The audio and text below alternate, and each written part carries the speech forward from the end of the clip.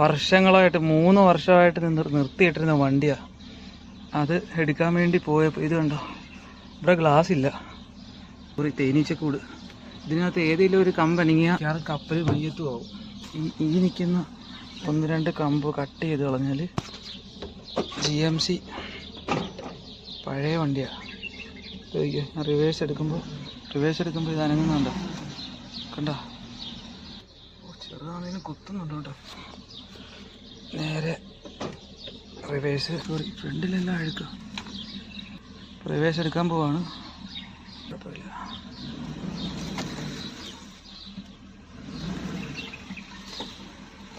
പോയി എടുത്ത് ബാക്കിലൊരു വണ്ടിയും കിടക്കും. അങ്ങനെ ഒരു സംഭവം കൂടെ ഉണ്ടായിരുന്നു. എൻ്റെ മോനെ